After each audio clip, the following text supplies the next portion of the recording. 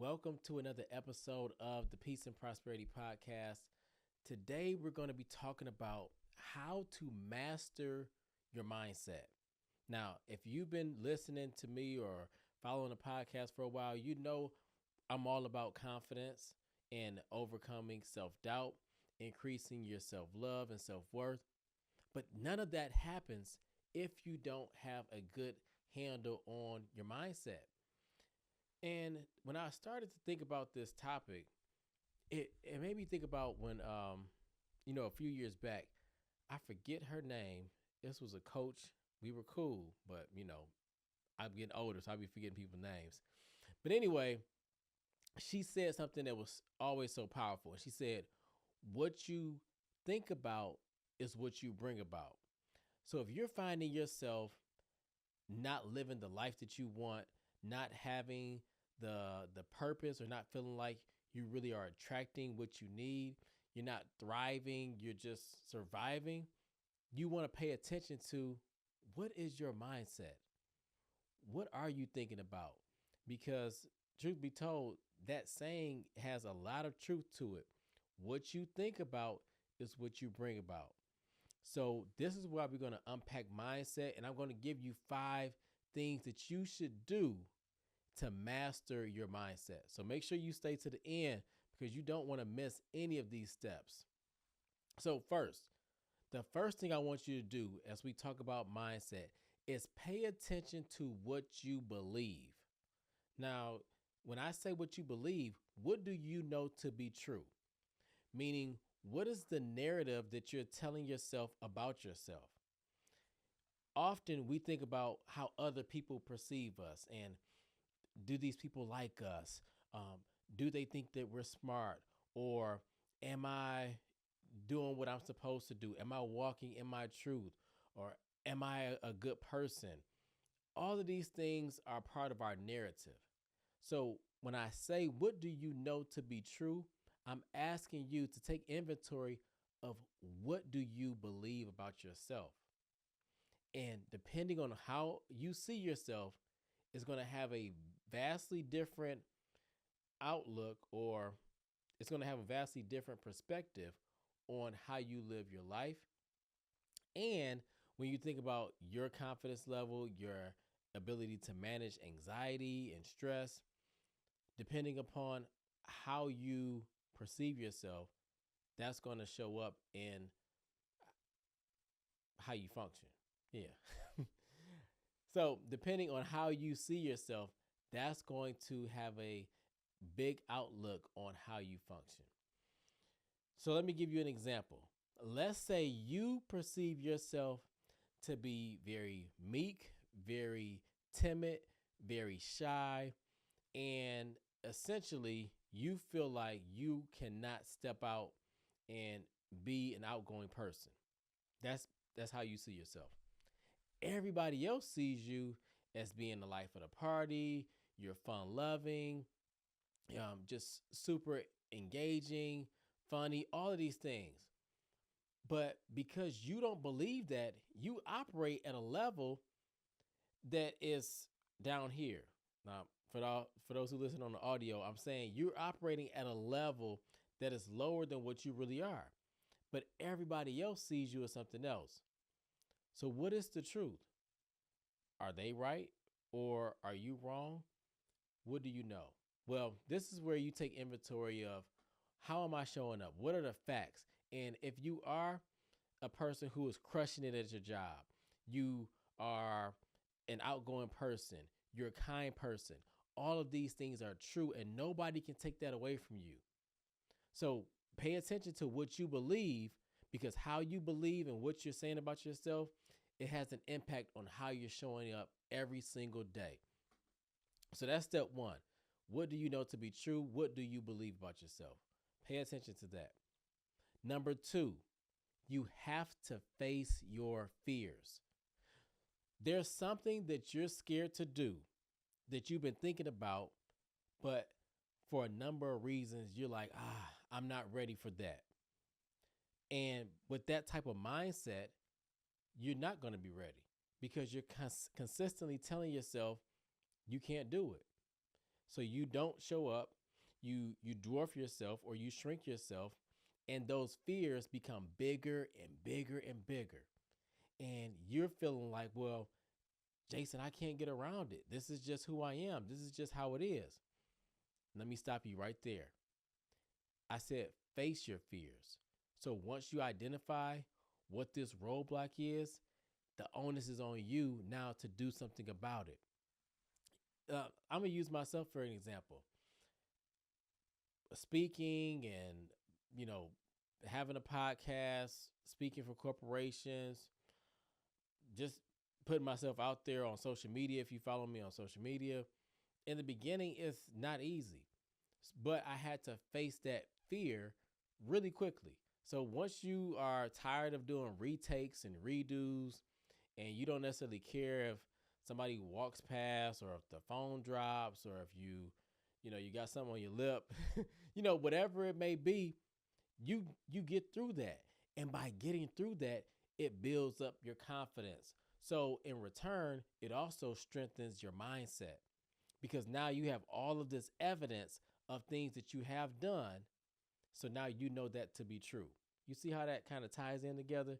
So what you knew to be true or you thought before, you can dispel all of those myths by facing your fears. I know it probably sounds daunting, but I'm telling you, on the other side of you facing your fears is building up your confidence. It's having a stronger mindset. It's you being able to live in your purpose and live the life that you want. How fun is it now not facing your fears? You feel like you can only get what is given to you, not what you want. So, meaning when it comes to life, you're taking the scraps. Over time, that's going to get really old. You're going to live a life at a lower frequency than what you deserve because you're operating out of a very fearful mindset. So I want you to face your fears. I'm telling you, it's going to seem overwhelming in the beginning, but whatever you fear, break it down. If you're afraid to go back to school, talk to an advisor first. Talk to somebody who's done it. Take that first step and pick out a school that you think you may enjoy. Look at some classes, do some research on it. You don't have to just, register for a full semester right off the bat. You don't have to do that. But what you do have to do is take a first step, or else that fear is going to be like a cloud just hanging over you wherever you go throughout life. It's like, okay, I can't do this because I'm not ready for it. Well, if you are ready, you're probably too late. Like, let's just be honest. If you're ready for something, you probably are too late. The third thing I want you to do is be able to identify your emotions. What are you feeling? Now, you thinking, okay, Jason, we talking about mindset. Yes, we're talking about mindset, but a lot of times our mindset is directly connected to our emotions. And we let our emotions dictate how we think or what we think. So if you know you're more prone to anxiety, to feeling depressed, to feeling irritable, stressed, frustration, and because of those feelings, you start to act on that, I want you to identify it. So you can't change anything unless you're aware of it. So now this will help you with your mindset because when you start to feel angry or feel disappointed and start to beat yourself up, you're like, oh, hold on. I've seen this feeling before, or I felt this emotion before. And now that I know about it, I can be proactive instead of reactive. I can look at myself and say, okay, I'm starting to feel my irritability increasing. And typically when I become irritable, I start to shut down. When I start to shut down, then I start to think I'm not good enough or this isn't for me. You see how that works? Based on how we feel, we start to think a certain way and behave a certain way. But you don't get to that point unless you can identify what you feel. Now, this takes practice. So I'm giving you a couple of guidelines right now, but repetition is key. If I ask you right now, Well, what were you thinking about last week? It's probably going to be hard for you to identify that. But if I ask you, what were you feeling or what emotions did you have when this happened to you, you can probably tell me a little bit more. That just shows you how strong our emotions are and how it's implanted in our memory. All right, y'all, we going to get there. So before I go on to step 4, number 1, you have to know you have to identify what do you believe and what do you know to be true. Step 2, you have to face your fears. And then step 3, I want you to really get clarity around your feelings. Now, number 4, we get into it, right into our mindset. What are your thoughts? And this is something that is, again, it's going to be a practice, but I want you to pay attention to what are some of the thoughts that you have on a day to day basis? How are you showing up? What are you thinking about? And the best way to do this, I would always advise, is to write them down. And you can look for the patterns. Oh, I'm starting to think this more often. Oh, I'm starting to really, throughout the end of the day, I'm thinking this way. Or I'm anxious going into the next day. And how do you know that? Because you look at your journal or your notebook and you can see a recurring pattern of what you've been thinking and how it's starting to play out in your day-to-day interactions. You want to have as much control over your thoughts as possible. Now, we have what we call automatic thoughts. So it's not like you can just say, I want to think this, and then we think it. But if you want to change or challenge your thoughts, you for sure have to identify what you're thinking in the first place. Kind of going into therapist mode, I guess. I guess that's what happens when you're a therapist. But if we break it down, when I'm working with someone and they really have trouble with their mindset, or whether it's a pessimistic mindset, whether they have a lot of automatic negative thoughts, they could be shitting on themselves. You're like, what'd you say? Yes, so they could be telling themselves what they should be doing. And because they're putting all of this pressure on themselves and they're not meeting their own expectations, they're feeling like they're less than. You don't get to that point unless you identify what are you thinking?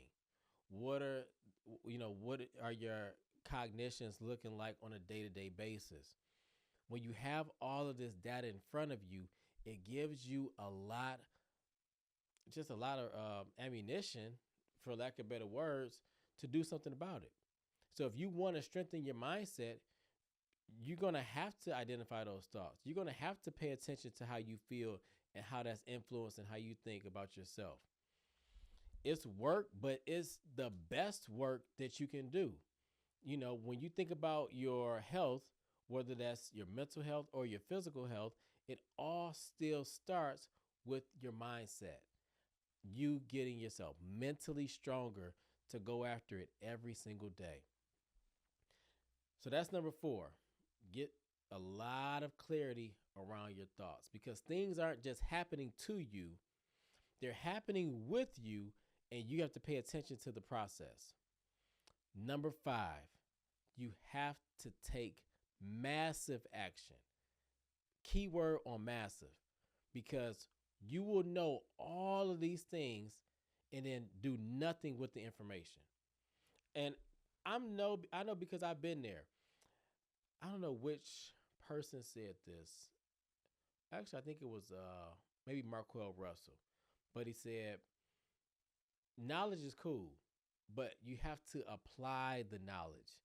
And a lot of us, we listen to podcasts, we go to school, we get extra certificates, we read books, we do all of these things to enhance our knowledge, but we're not applying ourselves, right? Y'all seen Friday. You're not applying yourself, Smokey. You got to do that.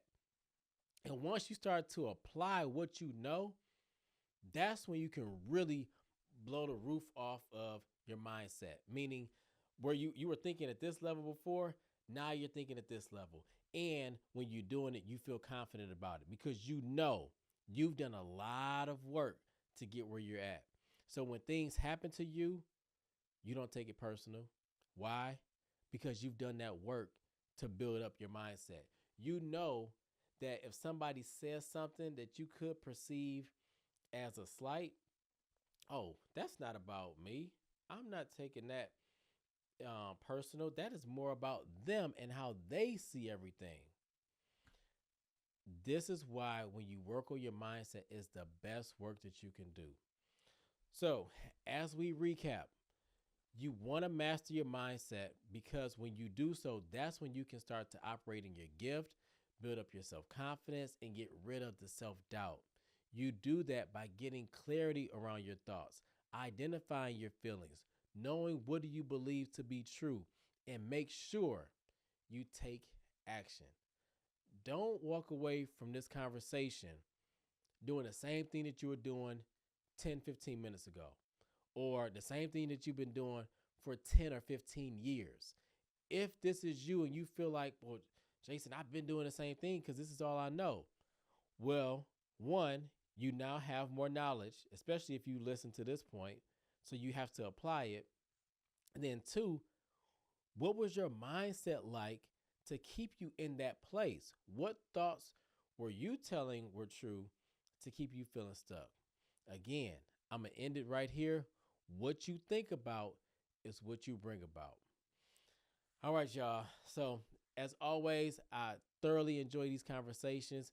Make sure you check out another episode of the Peace and Prosperity Podcast, and y'all be blessed. Peace.